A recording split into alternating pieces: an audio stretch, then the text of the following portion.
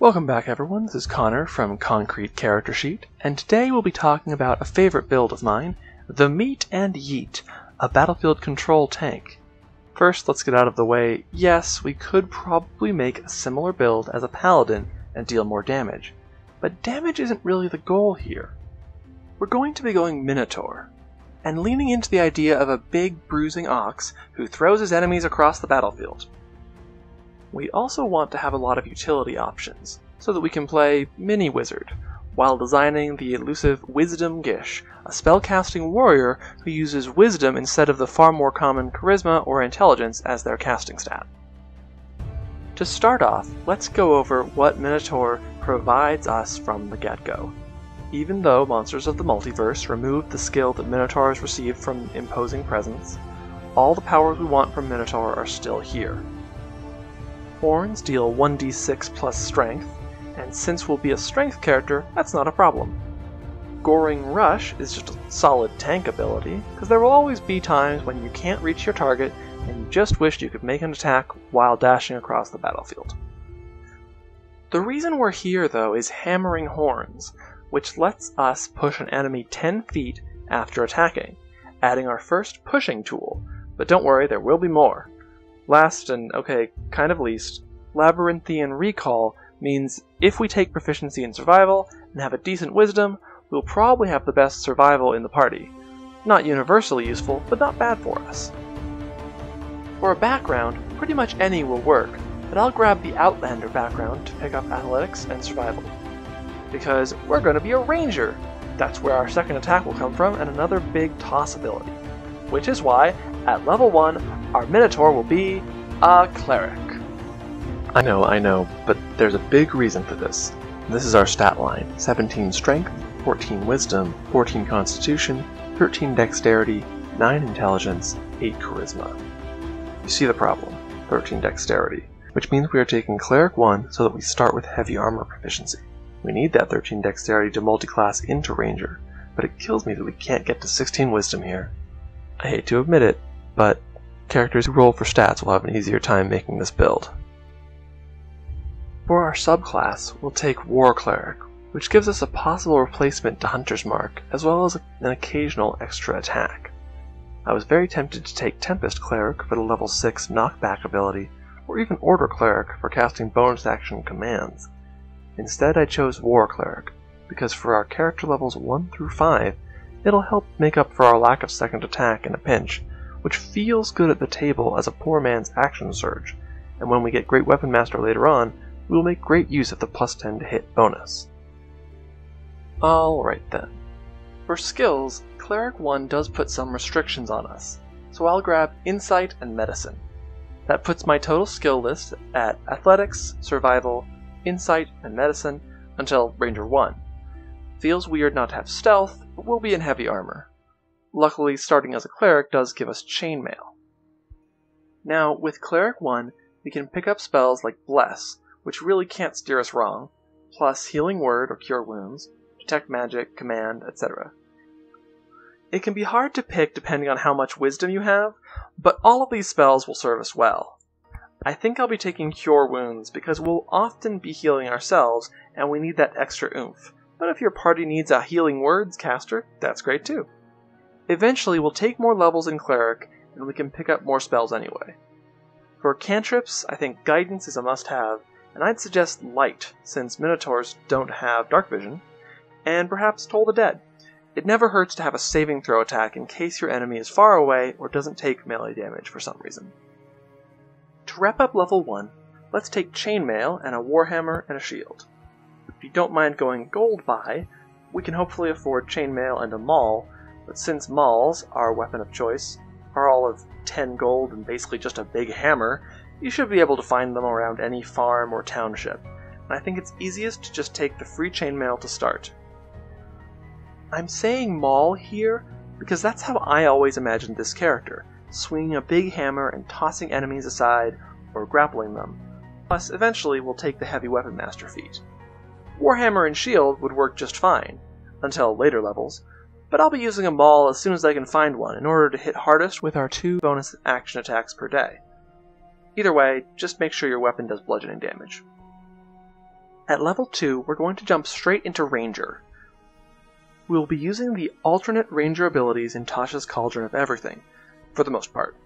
Deft Explorer gives us a lot more than Natural Explorer, and we really want to take double proficiency in Athletics to complement our high strength.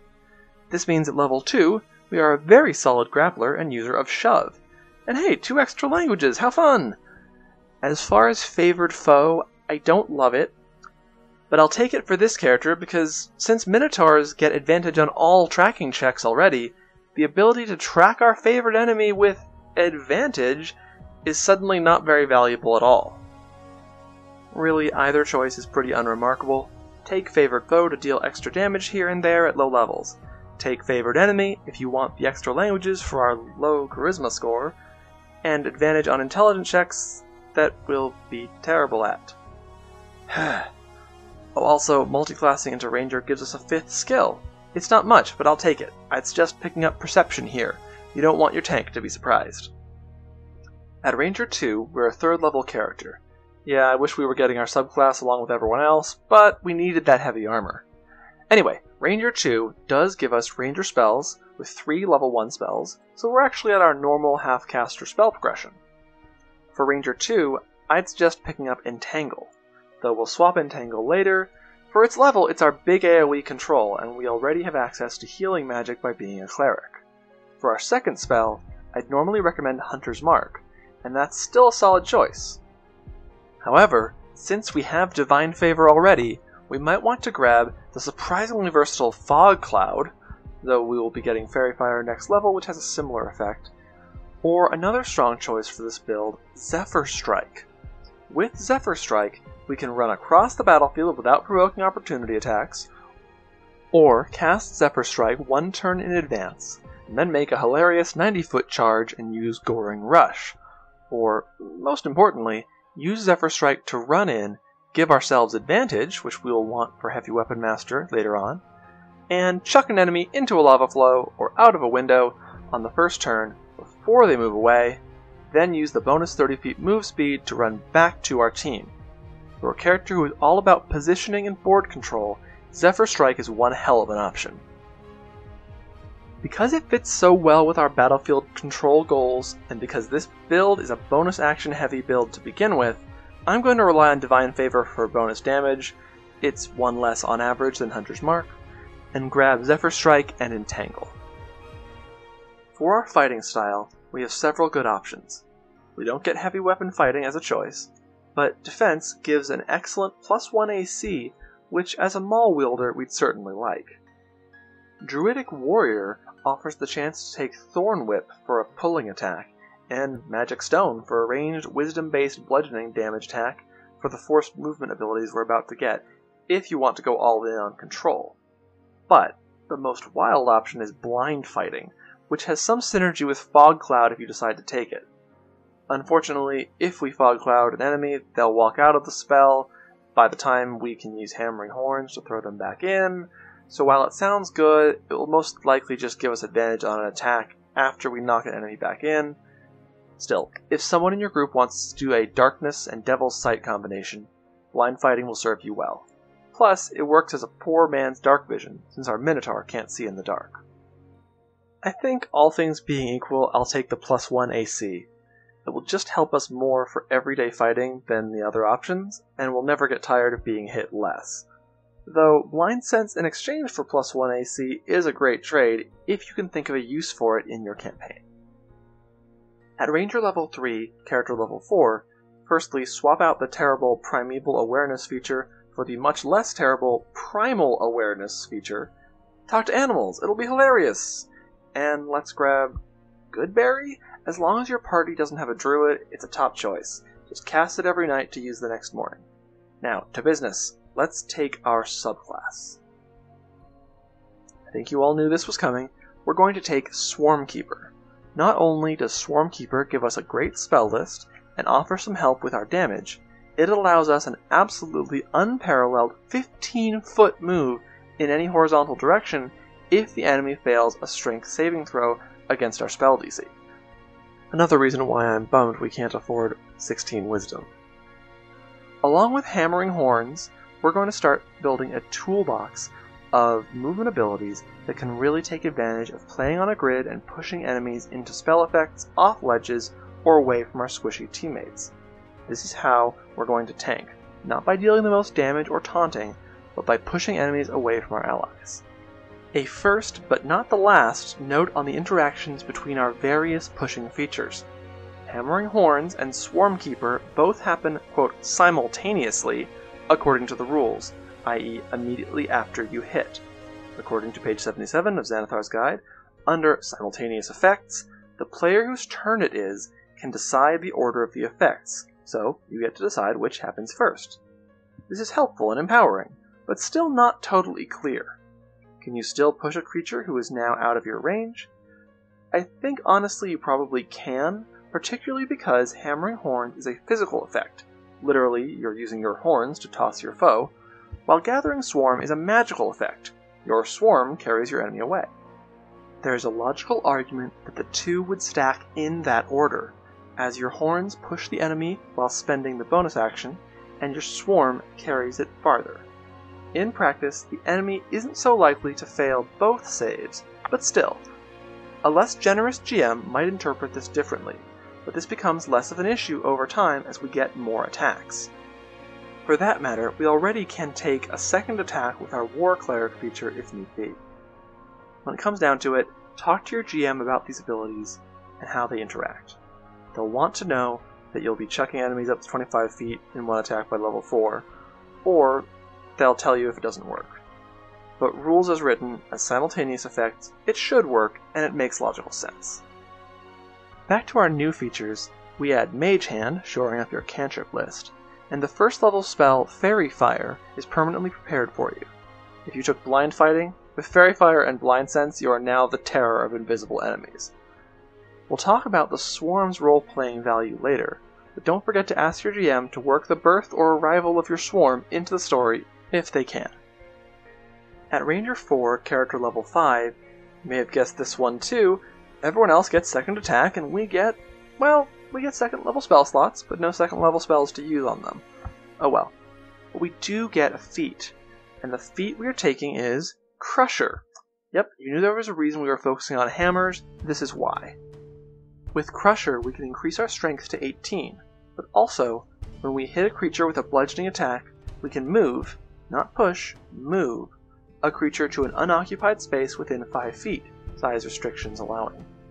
While we are character level 5, we will have a problem because Crusher happens before Hammering Horns and Gathering Swarm, when you hit rather than immediately after you hit. There's a solid argument that these features don't stack properly because there's no time to move up between, quote, hit and immediately after you hit. So Crusher would put Hammering Horns and Gathering Swarm out of range. Is it possible your GM will agree that Gathering Swarm, being a magic swarm, can pick up and toss your enemy after you push them with Crusher? Absolutely! Again, it really doesn't strain logic, but Hammering Horns clearly needs to actually connect in order to throw your foe, so for character level 5, we will have a bit of a conflict between our 3 enemy tossing abilities. At Ranger 5, character level 6, however, the build really starts to sing. We get Web from our Swarmkeeper spells, and we should swap out Entangle so that we can pick up the stellar Ranger 5 spells Pass Without Trace and Spike Growth. As you might have figured out by now, this build adores Spike Growth. If we can place a Spike Growth down, we have so many options to make it work for us. Grapple an enemy with our plus 10 to Athletics, drag them through the spikes, or shove them, or of course, hit them with Crusher, Hammering Horns, Gathered Swarm, for quite significant bonus damage. Extra points if you have, say, a Repelling Blast Warlock in your party to help take advantage of this strategy. Now, I said the simultaneous effects problem would lessen here, and the reason is extra attack. If you have a strict GM who insists the abilities don't all combine together, then if you hit with one attack, use both Gathered Swarm and Hammering Horns at the same time. The enemy is fairly likely to make one of the saves and fail the other, therefore still getting a good amount of pushback. Or a huge amount of pushback. From there, if you have enough speed, run up and push the enemy again with Crusher on your second attack, or just hit another target with Crusher to, say, keep your ally from taking an attack of opportunity. Personally, I'm hoping your GM just lets all 3 abilities stack because, hey, that's more fun, and more likely to be useful, since of course one of your 2 attacks could miss. Though I shouldn't forget that Hammering Horns uses your bonus action. If you're using your bonus action for Hunter's Mark, Favored Foe, or Healing Word, then just use Gathered Swarm on the first attack, and move up and use Crusher on the second. As you can see, this can go a few different ways, particularly if your GM doesn't agree with the pretty clear argument that Hammering Horns followed up by Gathered Swarm can both trigger from the same attack as simultaneous effects. Long story short, talk to your GM. Unfortunately, we can't combine the War Cleric's bonus action attack with Hammering Horns, but if you miss your first 2 strikes, that third attack still lets you do Crusher or throw your enemy with Gathering Swarm. Back on the leveling track, we need to decide whether to go Ranger 6. It has several things going for it, such as climb speed, swim speed, plus 5 feet of movement, as well as a spell level. However, I suggest focusing on Cleric for the time being, for reasons that will hopefully become clear. Though if you happen to be in an aquatic campaign and need a swim speed, go for Ranger 6 absolutely. First, we're level 7, at Ranger 5 Cleric 2, giving us another spell slot and the handy plus 10 to hit once per short rest ability using the Channel Divinity Guided Strike feature. Plus, we can finally afford some level 1 Cleric spells that we couldn't otherwise, like Detect Magic or Healing Word, if we didn't already have them. At level 8, Ranger 5 Cleric 3, we get built-in Spiritual Weapon as a spell known, which may get some use. Other highlights from this level will include Hold Person, nice for melee critical hits, Prayer of Healing, the concentration free spell Blindness Deafness, the hilariously versatile Enhance ability, and the deceptively effective spell Locate Object. You're a cleric, so remember to switch out these spells from day to day. When you're researching or doing city sleuthing, grab Enhance ability and Locate Object. If you're fighting, take Hold Person and Blindness Deafness. Options! And finally, these next 3 levels are where the build tightens up, which I'm happy to see since it means that the build gets markedly better around level 6 and level 10 or 11, similar to single class builds. At level 9, we're a Cleric 4 and we get a feat. We can finally grab Great Weapon Master, which really helps our damage output and it synergizes well with Fairy Fire, Zephyr Strike, and our Guided Strike ability. Combined with War Priest's attacks, we are slowly building up our Nova capacity.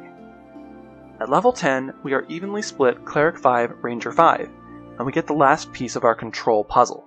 Yes, it's Spirit Guardians, provided for free by War Cleric, but while we can upcast it to 4th level, and we probably will for decent damage, we are actually after the other Spirit Guardian effect, the Slowing. Now, we cannot just knock enemies around, but also throw them away from our friends and put them on the other side of the battlefield and prevent them from walking back because they have to cross our 15-foot radius area of half speed. As a side benefit, this means that enemies might re-enter the area, taking damage again, each time we toss the enemies out of our zone and they re-enter. At level 11 Cleric 6, we are unlikely to use our Cleric 6 feature, but more importantly, we get a second use of Guided Strike, meaning we could produce a really dangerous Nova round with 2 out of 3 attacks bolstered by the -5 to hit plus 10 to damage function of the Great Weapon Master feat, which might grant us a bonus action attack, and if not, we can use War Priest. We will head all the way to Cleric 8 at level 13, picking up powerful 4th level spells like Banishment and Freedom of Movement, and we're able to grab either Divine Strike or its Tasha's equivalent Blessed Strikes, depending on how often you're using cantrips. For our feat, we'll either want to max our strength or raise our wisdom at last. I'll be taking max strength as we are a melee character at our core. The question here is whether to stick with Cleric. We have 5 levels of Ranger and 8 levels of Cleric. We're level 13. What is going to give the most enjoyment of your character going into the highest levels? In some campaigns, if you're the primary healer for the party, or there is more focus on spellcasting than head-to-head brawling, or worse yet, our key ability throwing enemies across a room is being shut down by, say, large amounts of flying combat scenarios, then stick with Cleric. Since Tasha's Cleric 9 gains the quite good and scalable Summon Celestial, and Cleric 11 has gained Sunbeam, which along with Hero's Feast, Word of Recall, Heal, and Find the Path, gives our fighting Cleric a significant amount of spellcasting utility. On the other hand, if your party is full of spellcasters and you need to double down on tanking, consider taking fighter levels from levels 1 to 4. I know I've suggested this before, but the Battlemaster's pushing attack activates at the same time as Crusher for even more battlefield control. Plus, riposte and precision attack will increase our number and the ferocity of our attacks.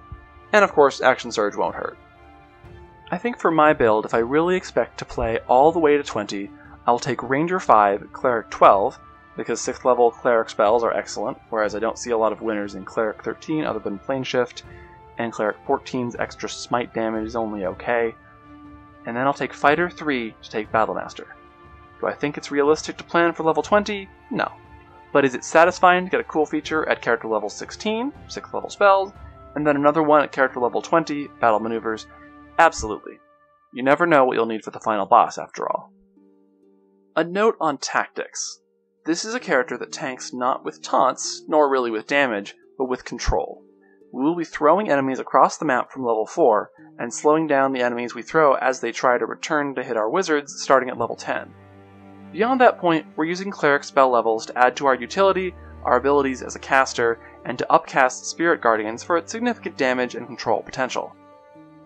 At long last, now that you have the mechanical skeleton, let's talk about the meat of role-playing.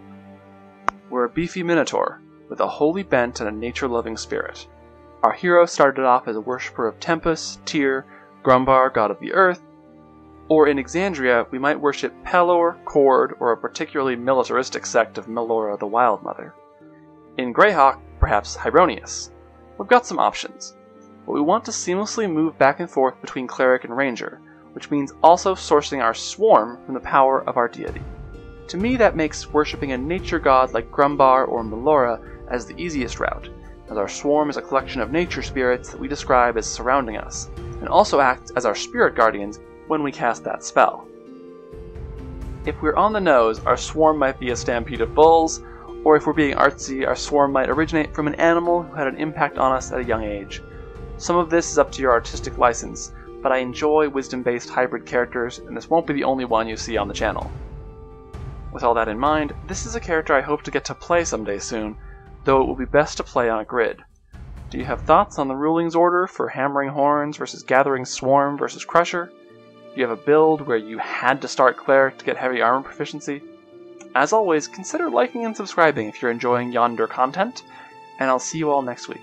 In the meantime, remember not to poke the Sphere of Annihilation.